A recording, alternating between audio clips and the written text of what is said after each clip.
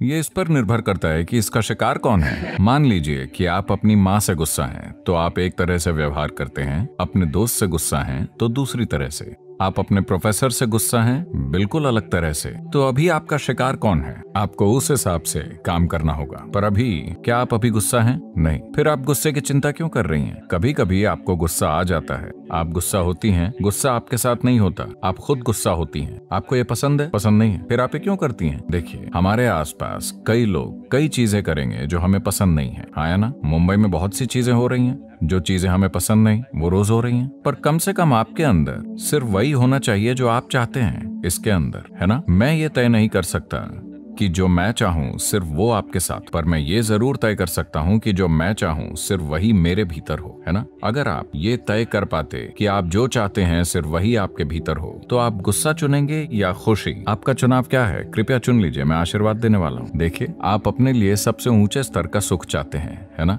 फिर ऐसा हो क्यों नहीं रहा? जैसा कि मैंने पहले कहा, आपने यूजर्स मैनुअल कभी नहीं पढ़ा। How this functions has not been looked at. ये कैसे काम करता है इसे नहीं देखा गया है। उन लोगों के उदाहरण मत लीजिए जो आपसे कुछ साल पहले यहाँ आए थे कि नहीं, मेरी माँ भी ऐसी थी, मेरी दादी भी गुस्सा होती थी, इसलिए मैं भी गुस्सा होती हूँ। उन्हें आपके जीवन का प्रेरणा स्रोत नहीं होना चाहिए। मैं चाहता हूँ कि आप इसे देखें। आपका विचार, आपकी भावना, आपका शरीर, ये आपके हिसाब से होना चाहिए, है ना।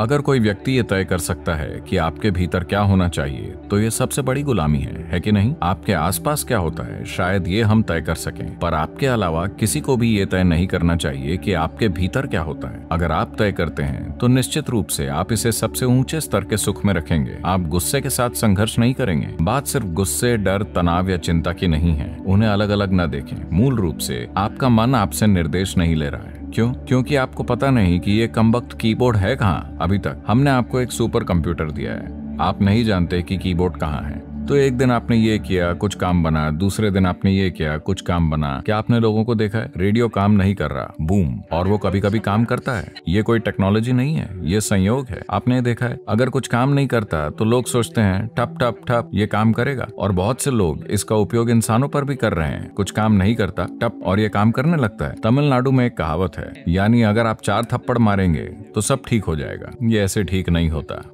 गुस्से को शांत करने के तरीके। गुस्से को नियंत्रित करना एक महत्वपूर्ण कौशल है जो आपकी मानसिक और शारीरिक सेहत के लिए लाभकारी हो सकता है। यहाँ कुछ तरीके दिए गए हैं जिनसे आप अपने गुस्से को नियंत्रित कर सकते हैं। गहरी सांस लेना। गुस्सा आने पर गहरी सांस ले। धीरे धीरे नाक से सांस अंदर ले और मुंह से सांस बाहर निकालें। इससे आपका दिमाग शांत होगा और गुस्सा कम होगा। गिनती गिने। जब भी गुस्सा आए तो 10 तक गिने। इससे आपको थोड़ा समय मिलेगा और गुस्सा कम होगा। आराम के तरीके। योग, ध्यान और प्राणायाम जैसी आराम तकनीकों का अभ्यास करें। ये तकनीकें मानसिक शांति देने में सहायक होती है। अपनी भावनाओं को व्यक्त करें। अगर किसी कारण से आप गुस्से में हैं तो शांत तरीके से उस व्यक्ति से अपनी भावनाओं को व्यक्त करें। इसे बिना ताने बाने के करें। समस्या समाधान करें। गुस्से की जड़ में अक्सर कोई समस्या होती है। समस्या का समाधान ढूंढें बजाय इसके कि आप गुस्सा दिखाएं। हास्य का सहारा लें। गुस्से की स्थिति में हास्य का सहारा लें। यह तनाव को कम करने में मदद करता है। अपनी सोच को बदलें।